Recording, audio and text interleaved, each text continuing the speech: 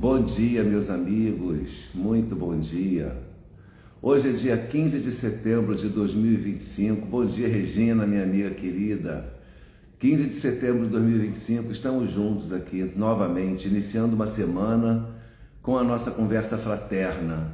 Então, hoje nós vamos ler do livro Palavras de Vida Eterna, da psicografia de Francisco Cândido Xavier pelo Espírito Emmanuel, o capítulo 127. Bom dia, Simone, José Reginaldo, Dona Conceição, Neide.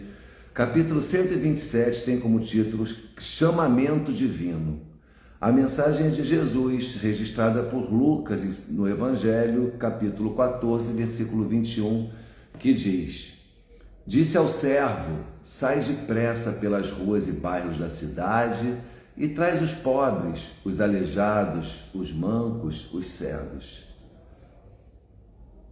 A parábola das bodas, não é? Vamos ver o que Emmanuel nos fala sobre essa reflexão, depois a gente vai ponderando.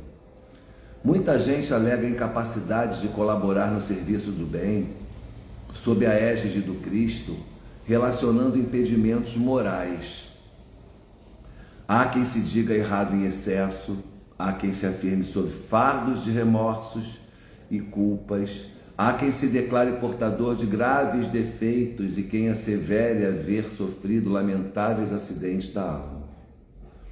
Entretanto, a palavra de Jesus se dirige a todos sem qualquer exceção. Pobres de virtude, aleijados do sentimento, coxos do raciocínio e cegos do conhecimento superior, são chamados à edificação da era nova. Isso porque em Jesus tudo é novo, para que a vida se renove. Espíritos viciados, inibidos, desorientados e ignorantes de ontem, ao toque do Evangelho, fazem-se hoje cooperadores da grande causa, esquecendo ilusões, desfazendo cárceres mentais, suprimindo desequilíbrios e dissipando velhas sombras. Se a realidade espiritual te busca, ofertando-te serviço no levantamento das boas obras, não te detenhas apresentando deformidades e frustrações. No clima da Boa Nova, todos nós encontramos recursos de cura e reabilitação, reerguimento e consolo.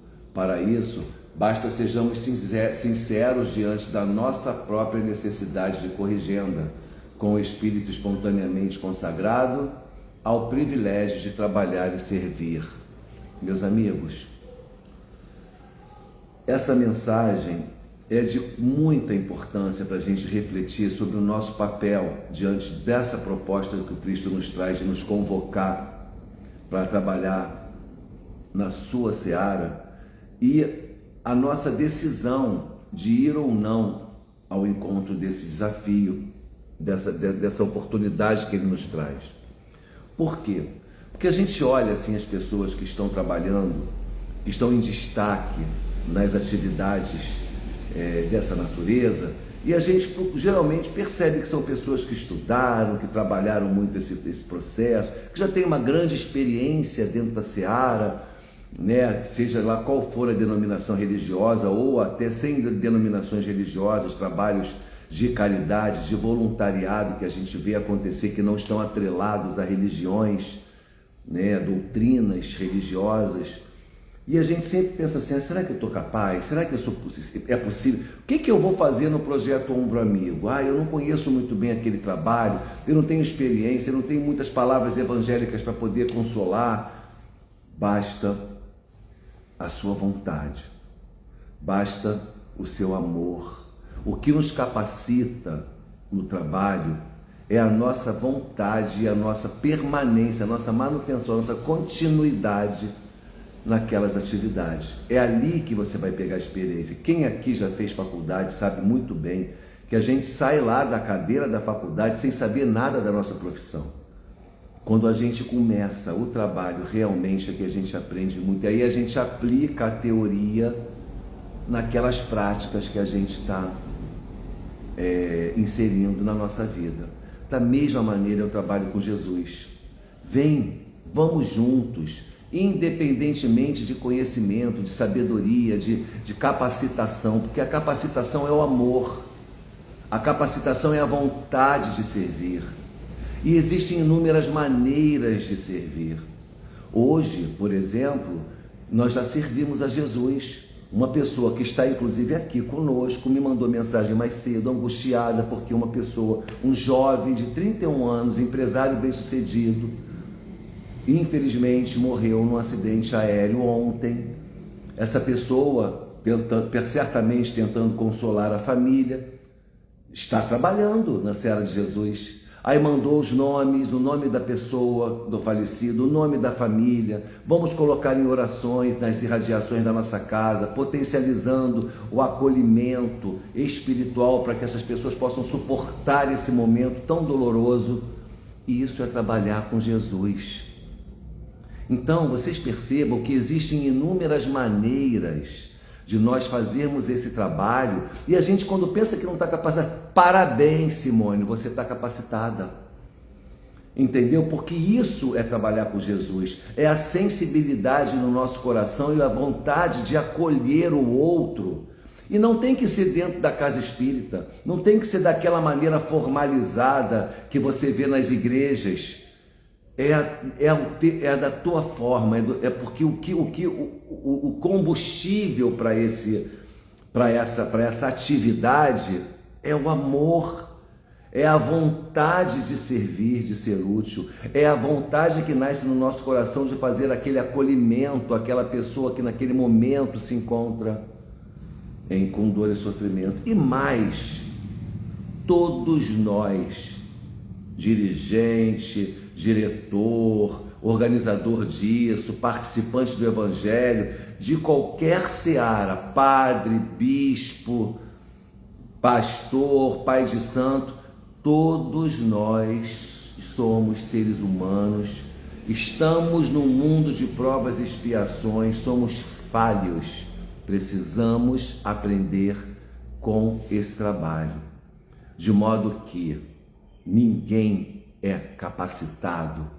em 100% para atividade nenhuma. Nós nos capacitamos ao longo do tempo, nós nos sacrificamos de certa maneira, nós renunciamos a certas questões. E o mais importante, que é para vocês saberem, o que mais nos capacita é a continuidade no trabalho. Vamos ter conflitos, vamos ter dissensões, vamos ter querelas envolvendo as nossas relações interpessoais dentro da casa espírita, vamos ficar chateados com o dirigente por uma situação ou por outra, ou outra pessoa que nos contrariou, mas não podemos desistir.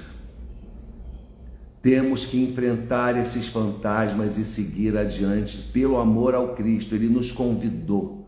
Nós somos os trabalhadores da última hora. Essa parábola das bodas, a qual inspirou a conversa fraterna de hoje e, obviamente, Emmanuel, ela é muito clara. O Senhor faz um banquete e convida os nobres. Eles não vão. Os sábios, os homens de grande sabedoria, os homens de ciência, as pessoas vaidosas, as pessoas orgulhosas, as pessoas autossuficientes, não vão ao banquete das bodas. Então o que o Senhor faz? Pega seus servos, seus empregados, diz: vá às ruas e traga todos que você encontrar, os cegos, os coxos, os estrupiados, os pobres, todos, tragam todos.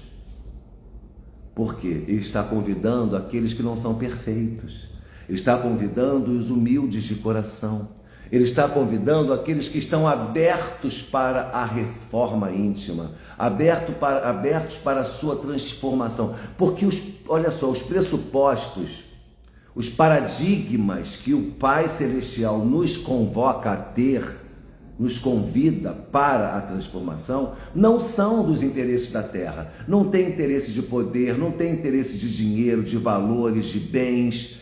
Não tem nada disso no reino de Deus. No reino de Deus tem comunhão, tem humildade, tem confraternização, tem acolhimento. Então, para que eu possa ser um servidor de Jesus, da obra de Jesus, eu não preciso ser perfeito, eu posso ser coxo, eu posso ser manco, Eu posso ser deficiente visual, deficiente físico, eu posso ter qualquer problema, contanto que eu tenha vontade de ouvir, o coração aberto para receber, a mente ampliada para acolher novas ideias, novos paradigmas, novas perspectivas e transformar a minha vida no amor universal, no amor que o Cristo me propõe ter por todas as criaturas, não mais pelos meus, somente os meus, porque não são meus. Deixa eu te contar um segredo se você não sabe. Seu filho não é seu. Esse pronome possessivo deveria ser extirpado do vocábulo do português.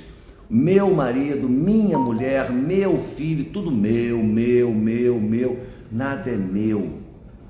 Tudo é um empréstimo. Minha casa não é minha, não vou levá-la comigo. Meus filhos, são meus irmãos, são seres humanos, são almas, são espíritos muito anteriores a essa existência, que já tiveram outras mães, outros pais, já foram pais, muitos deles até foram nossos próprios pais e hoje estão nossos filhos. Mas nós criamos uma posse sobre tudo e sobre todos que nos impede de amar o mundo, de amar o próximo, de amar aqueles que não estão correlacionados na nossa parentela e nas nossas relações consanguíneas mais próximas.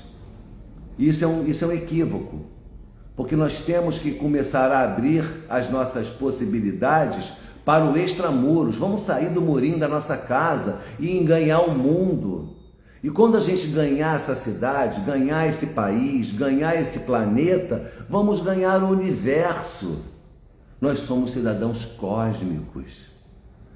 Nós já falamos sobre isso quantas vezes dentro do próprio Espiritismo, em razão das moradas da casa do meu pai, que são inúmeras. Eu não tenho que ter vivido só no planeta Terra. Eu não tenho nem que ser um terráqueo, eu posso ser um extraterrestre. E qual é o problema? Estamos aqui juntos porque a humanidade é uma. Esta humanidade terrestre, neste momento eu estou inserido nela. Então eu tenho que olhar à minha volta, toda a universalidade dessa proposta de Jesus de fraternidade e ganhar e ser menos medíocre. Eu não tenho que almejar e ir para o nosso lar, não que não seja bom, é maravilhoso ir para o nosso lar, mas vamos almejar a Alvorada Nova, vamos almejar outras colônias espirituais muito maiores, que a gente pode, é só a gente querer. Mas a gente dá desculpas. Nós fomos chamados, meus amigos, a essa seara do jeito que somos, da maneira que estamos nesse momento. Jesus aceita você como você é. Ele me aceita como eu sou. Ele abre as portas para o trabalho, me dá a grande possibilidade. Aí, no decorrer daquela experiência é que eu vou me transformando, eu vou me reformando, porque vai depender da minha disponibilidade de transformação também, da minha aceitação de outros paradigmas, de outros valores que a seara cristã vai me propor, vai me trazer à mesa e vai dizer: é isso, meu bem, não dá mais para você ficar focado nisso, naquilo, nesse comportamento, nessa atitude. Aí você vai se transformando, mas muito mais fácil essa transformação ocorre quando você está com Jesus nessa caminhada, quando você está num trabalho. Então, se você não pode ficar enfurnado na casa espírita, vem um dia na semana, vem 2 dias na semana, escolhe as melhores atividades, os melhores horários, faz um curso, se entrega para essa mudança. É isso que ele está dizendo aqui. E não deixe de fazer o trabalho que você é convocado a fazer por achar que você não está capacitado.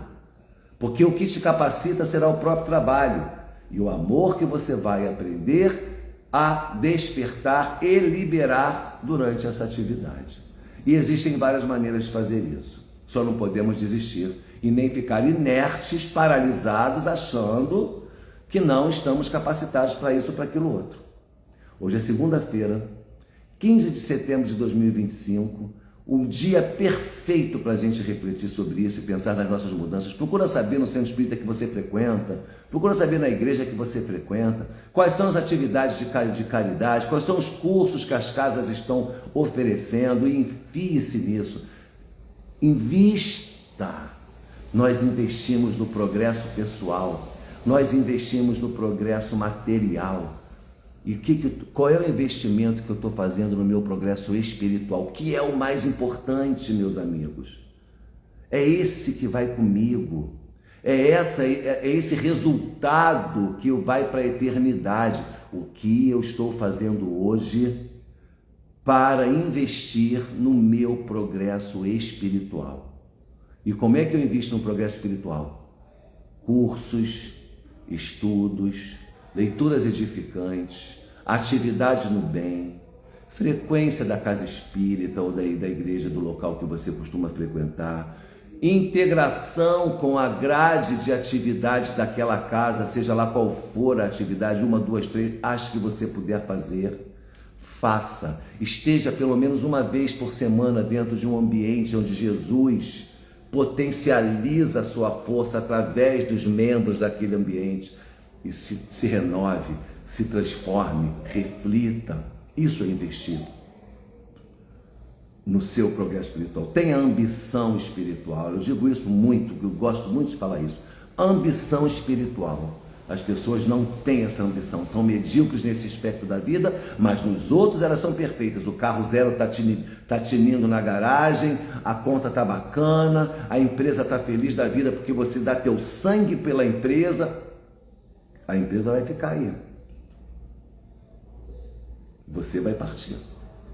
Não é negligenciar, não estou sugerindo jamais negligência a isso, eu estou sugerindo um equilíbrio entre a vida material e a vida espiritual. E dessa maneira você vai encontrando, nesse equilíbrio, nesse caminho do meio, que Buda, olha só como é que nós somos democráticos, inclusive com relação a religiões. Estou agora dando aqui usando um termo que não é espírita, é budista, o caminho do meio. Vocês já ouviram falar nisso?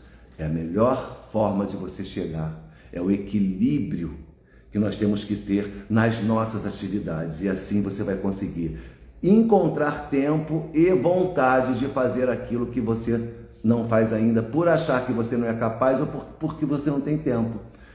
E para encerrar, o tempo é você quem faz. Eu costumo dizer também com muita propriedade, creio eu, que a gente só não consegue aquilo que a gente não prioriza. Se você priorizar, Alexandre, mas eu tenho que trabalhar de segunda a sexta, de 9 às 6, e as atividades da casa sempre são um pouquinho mais cedo, 1 horinha mais cedo, ou então 7 horas da noite, eu chego muito em cima, fico cansada. Põe isso como uma meta. Eu quero conseguir toda quinta-feira ir na casa espírita para a reunião pública que começa às 19. Ainda não posso. Hoje ainda não dá. Eu saio do escritório às 6h30, chego lá depois do horário. Eu tenho que dar um jeito. Começa a pensar. O universo começa a conspirar. Daqui a pouco você vai se organizar. Você vai conseguir em algum momento o tempo certinho para você chegar para aquela atividade. A vida ajuda. E aí você começa. E aí você vai ver que realmente, quando você resolveu priorizar, os caminhos se abriram para que aquilo acontecesse, se você pudesse trabalhar daquela maneira, fazer aquela atividade, ter aquele compromisso. E o quanto aquilo vai te fazer bem. 1 hora com Jesus, 2 horas com Jesus somente por semana, meus amigos. Vamos embora. Não espere a sua capacitação, porque você não estará capacitado. Os próprios apóstolos do Mestre foram capacitados por ele. Vocês conhecem as histórias da jornada de Jesus ao longo daqueles 3 anos que ele veio com seu messianato. Os apóstolos de Jesus se prepararam com ele, não estavam prontos. Paulo teve a sua estrada de Damasco, sua conversão na estrada de Damasco. Foi ficar 3 anos no deserto para se preparar. Depois ele veio, ainda não estava totalmente preparado, ficou mais 3 anos lutando contra ele mesmo, mas já trabalhando. Pedro se preparou também, negou Jesus 3 vezes. Quantas coisas aconteceram ao longo da jornada de Jesus aqui na terra com os seus apóstolos? Por que você acha que você tem que estar preparado para isso? Isso é vaidade, isso é orgulho, vaidade e um pouquinho de preguiça. creio eu. Meus amigos, a mensagem é essa. Vamos embora. O trabalho está aí. A vida urge. O tempo urge e a vida te diz: meu bem, desperta. Desperte para a eternidade. Somos seres imortais. Nós somos seres espirituais vivendo uma experiência espiritual na carne. Nós não estamos vivendo uma experiência material. Nós estamos aqui na carne para viver uma experiência espiritual, porque são as emoções, são os sentimentos, são as nossas decisões, as nossas conquistas emocionais, espirituais, que nós vamos realmente levar como tesouros para a próxima. Estou falando demais, preciso parar agora que eu tenho que sair. Eu tenho uma audiência 11 da manhã e tenho uma outra audiência 10h15 que eu tenho que preparar uma colega para fazer. Então, eu vou encerrar aqui.